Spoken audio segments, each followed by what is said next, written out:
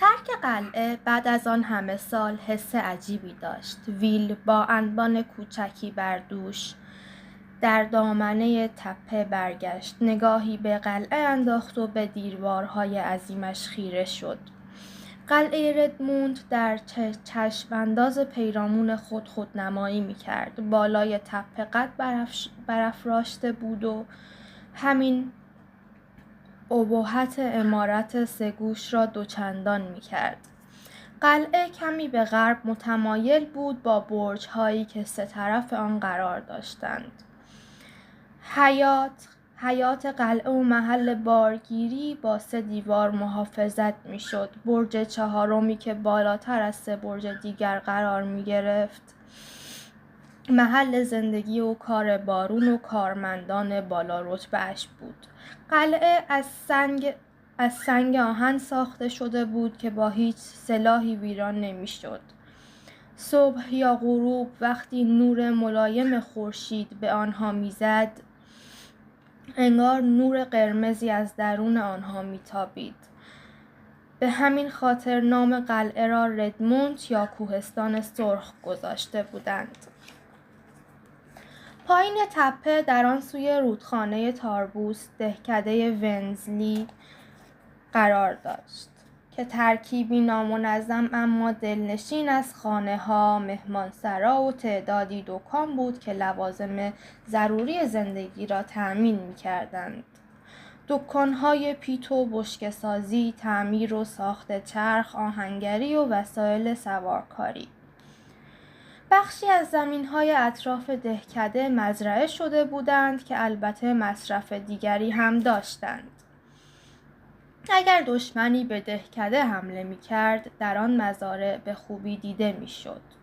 موقع خطر مردم دهکده گله‌هایشان را از روی پل چوبی رودخانه تاربوس رد می‌کردند و پل را پشت سرشان برمی‌داشتند. قلعه هم در این مواقع توسط بارون، سربازها و شوالیه‌های تربیت شده‌اش در مدرسه نظامی حفاظت می‌شد. کلبه هالت بین قلعه و دهکده قرار داشت، زیر سایه درختانی در حاشیه جنگل. خورشید تازه در حال طلوع بود که ویل به سمت کلبه رفت. از دود باریکی که از دودکش کلبه بالا می رفت حدس زد که هالت بیدار است. از پله ها بالا رفت و وارد ایوانی شد که هم عرض کلبه بود. مکسی کرد، نفس عمیقی کشید و در را کوبید. صدای از داخل آمد. بیا تو. ویل در را باز کرد و داخل کلبه شد. فضا کوچک بود ولی خیلی تمیز و دنج می نمود. ویل وارد اتاق اصلی کلبه شده بود که ترکیبی از اتاق نشیمن و ناهارخوری بود، با آشپزخانه کوچکی که با یک نیمکت چوب کاج از اتاقها جدا می شد. چند صندلی راحتی جلوی اجاق بود. میز چوبی کوچک و تمیزی هم گوشه اتاق بود. وسایل آشپزخانه و قابلمه‌ها از تمیزی برق می‌زدند. حتی گلدانی پر از گل‌های رنگارنگ وحشی هم روی یک طبقه فلزی قرار داشت و خورشید حیات بخش صبح از پنجره بزرگ به آنها می‌تابید. 2 اتاق دیگر هم بود که حسابشان از اتاق اصلی جدا بود. هالت روی یکی از صندلی‌ها نشست و پاهایش را با چکمه روی میز گذاشت. لااقل به موقع اومدی؟ در صدایش کمی خشونت احساس می‌شد. ناشتایی خوردی؟ ویل گفت بله قربان و با هیجان به رنجر خیره شد. نخستین باری بود که هالت را بدون شنل رنگارنگ و پنهان زیر کلاه می‌دید. رنجر لباسی ساده از پشم قهوه‌ای و خاکستری به تن و چکمه‌های نرم چرمی به پا داشت. محسن‌تر از آن بود که ویل فکرش را می‌کرد. مو ریشش کوتاه و جوگندمی بود و پیدا بود که هر دو سرسری کوتاه شده‌اند. ویل حدس زد که احتمالاً هالت با چاقوی شکارش مو ریشش را اصلاح می‌کند. رنجر از جایش بلند شد. ناباورانه لاغر و قد کوتاه بود. ویل هرگز متوجه آن نشده بود. مسلماً شنل رنگارنگ چیزهای زیادی از او را پنهان می‌کرد.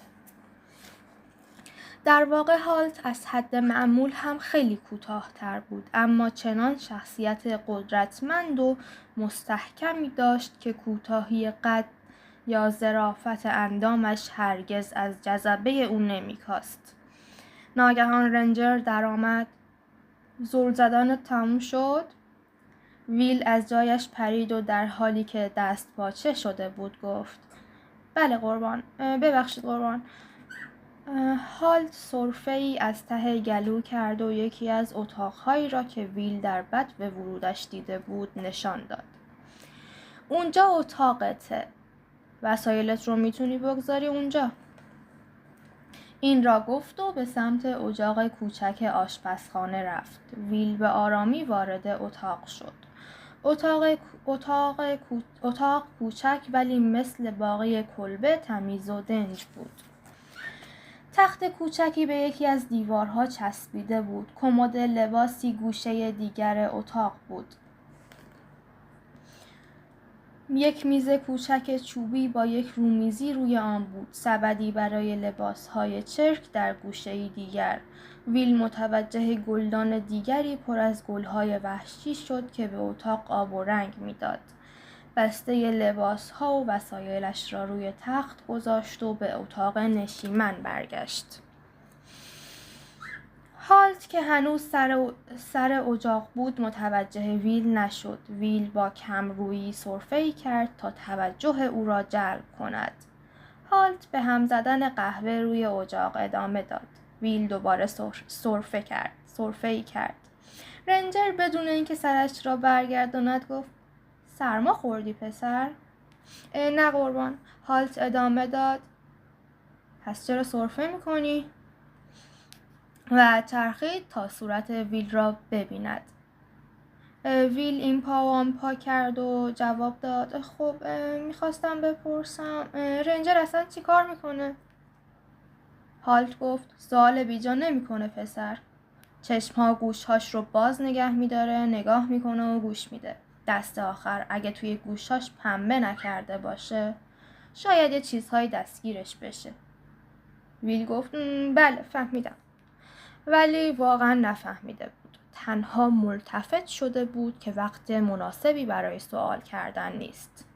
با این حال نتوانست جلوی زبانش را بگیرد و با گستاخی پرسید: فقط کنجکاو بودم بدونم یه رنجر چی کار میکنه، همین. هالت متوجه لعن طعنه‌آمیز او شد. به ویل نگاهی انداخت و برق عجیبی از چشمانش گذشت. گفت: خیلی خوب، پس شاید بهتر باشه که برات توضیح بدم. کاری که رنجر میکنه، یا بهتر بگم شاگرد رنجر میکنه، تمیز کردن خونه است. ویل حس کرد که یک جای کار میلنگد و گفت: کار خونه؟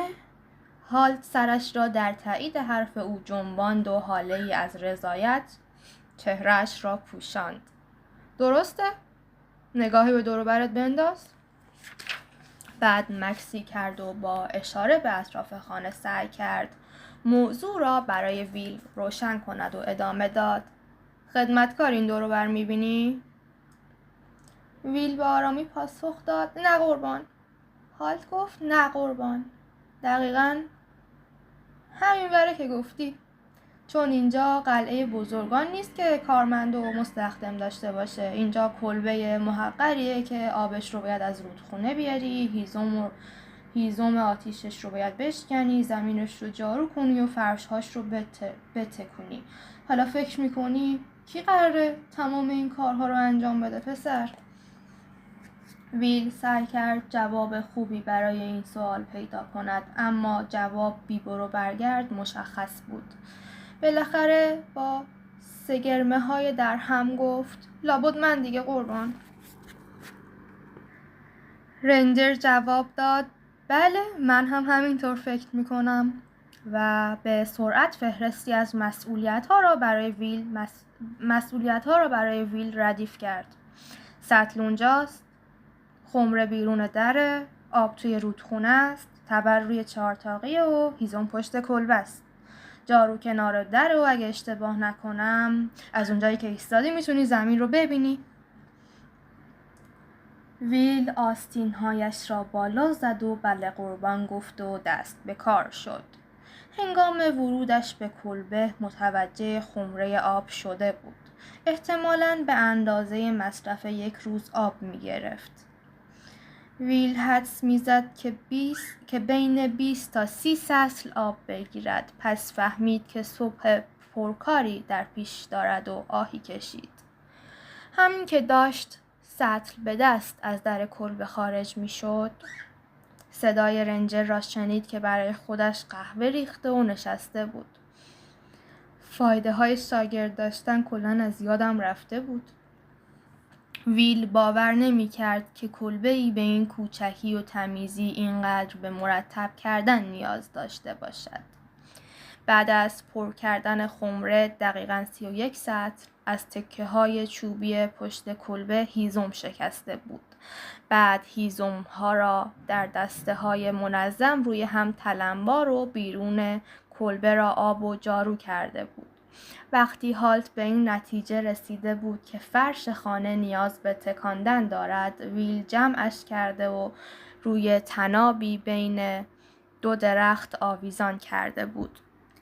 بعد با چوب چنان تکانده بودش که گرد و خاک همه جا را برداشته بود. هالت همگاهی از پنجره به بیرون خم می شد و تشویقش می کرد.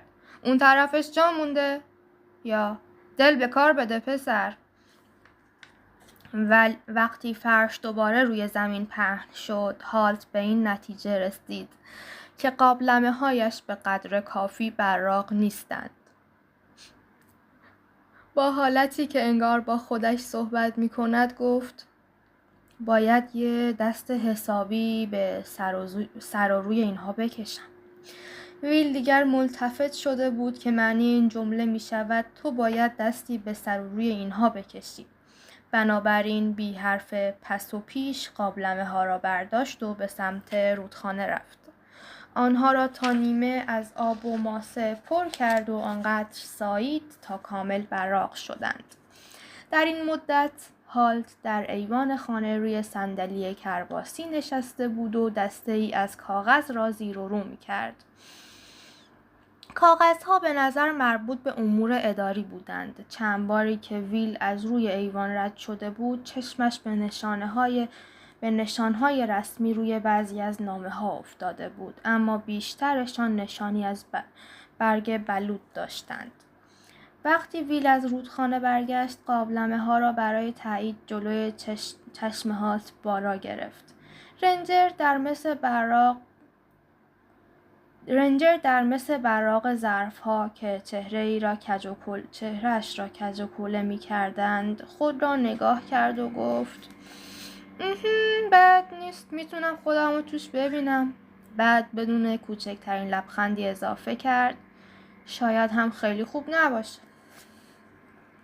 ویل جوابی نداد. هر کسی غیر از هالت بود این حرفش را به شوخی می‌گرفت، ولی با هالت از این شوخی ها نداشت. رنجر چند لحظه او را برانداز کرد. بعد شانه‌هایش را بالا انداخت و اشاره کرد که قابلمه ها را به آشپزخانه ببرد. هنوز ویل نیمی از راه را نرفته بود که صدای هالت از پشت سرش درآمد. عجیبه. ویل که فکر کرد رنجر با او حرف میزند سر جایش ایستاد. با تردید پرسید: میبخشید؟ هر بار که هالت کار سخت و طاقت فرسای دیگری برایش در نظر داشت، جمله‌اش را با چیزی شبیه به این شروع میکرد: چقدر عجیبه، فرش اتاق نشیمن خیلی خاکی به نظر میاد. یا عجیبه، انگار اجاق هیزم میخواد. این خرده فرمایشات کل روز اعصاب ویل را به هم ریخته بود. هالت در عوض انگار مشتاق اینطور حرف زدن بود. این بار ولی به نظر می آمد که توجه هالت واقعاً به چیزی جلب شده است. ویل متوجه گزارشی شد که هالت در حال خواندن آن بود. بالای کاغذ نشان بزرگی از برگ بلوط دیده می شد. رنجر پس از مدتی سرش را بالا آورد و از اینکه فهمید ویل با او صحبت می کند کمی تعجب کرد. چی شده؟ ویل شانه‌هایش را بالا انداخت و گفت ببخشید وقتی گفتید عجیبه فکر کردم با من هستید. هالت چند بار سرش را جنباند و در حالی که با خلق تنگ گزارش را می‌خواند گفت نه و با حواس پرتی ادامه داد فقط داشتم این رو می‌خوندم. بعد صدایش پایین آمد و سگرمه‌هایش را متفکرانه در هم کشید. ویل که فضولیش گل کرده بود همانجا ماند. آخر سر طاقتش تاق شد و پرسید چی شده؟ به محض اینکه رنجر چشمان تیره‌اش را به سمت او چرخاند از سؤالش پشیمان شد. هالت چند لحظه همانطور به او خیره ماند و بعد درآمد که کنجکاوی آره. و وقتی ویل با سرش جواب مثبت داد هالت با لحنی به مراتب آرامتر ادامه داد خوبه فکر میکنم این خصوصیت برای شاگرد رنجر خوب باشه. برای همین بود که با اون کاغذ توی دفتر بارون امتحانت کردیم. ویل کتری بزرگ مسی را کنار در زمین گذاشت و گفت امتحانم کردید؟ یعنی انتظار داشتید من برم سراغش؟ هالت سرش را جنباند و جواب داد اگه نمی رفتی خیلی ناامید می شدیم. در ضمن می خواستیم بدونیم چطوری این کار رو انجام میدیم. بعد بلافاصله دستش را در برابر موج سوالهایی که می خواست از دهان ویل سرازیر شود بالا گرفت. در مورد این موضوع بعداً حرف می زنیم. بعد نگاهی معنادار به قابلمه ها و کتری روی زمین انداخت. ویل آنها را برداشت و به سمت آشپزخانه چرخید. ولی مرض کنجکاوی به جانش افتاده بود. دوباره به سمت رنجر برگشت و پرسید خب حالا گزارش چی میگه؟ و با سر اشاره کرد. دوباره سکوتی برقرار شد و هالت براندازش کرد. بیشتر انگار ویل را میسنجید. کمی بعد گفت لورد نورتولد مرده. ظاهراً هفته پیش حینش شکار یه خرس بهش حمله کرده. ویل پرسید لورد نورتولد؟ این اسم برایش آشنا بود ولی نمیدانست چرا. هالت توضیح داد فرمانده ارشد سابق ارتش پادشاهی بود. ویل چنان سر جنباند که انگار از قضیه به خوبی آگاه است. ولی چون میدید که هالت آماده پاسخگویی به سوالاتش است ادامه داد چیه این داستان انقدر تعجب برانگیزه؟ بالاخره خرس‌ها هم گاهی آدم میکشند. هالت موافقت کرد و گفت درسته ولی به نظر من ملک کردوم برای خرس‌ها کمی دوره. در ضمن به نظرم لورد نورتولد با مهارتی که در شکار داشت نمیبایست تنهایی دنبال یه خرس رفته باشه. بعد شانه‌هایش را بالا انداخت و ادامه داد ولی زندگی پر از اتفاقات غیر منتظر است و مردم گاهی خطا میکنند. هالت دوباره به سمت آشپزخانه اشاره کرد و به ویل فهماند که گفتگو به پایان رسیده است. وقتی اینا رو گذاشتی سر جاشون شاید دوست داشته باشی اجاق رو هم تمیز کنی. ویل دست به کار شد. چند لحظه بعد به سمت اجاقی رفت که تقریباً یک دیوار اتاق را می‌پوشاند. وقتی از کنار پنجره بزرگ کلبه رد می‌شد متوجه هالت شد که دسته گزارش‌ها را به چانه‌اش چسبانده و عمیق به فکر فرو رفته بود. انگار در زمانهای خیلی دور سیر می‌کرد.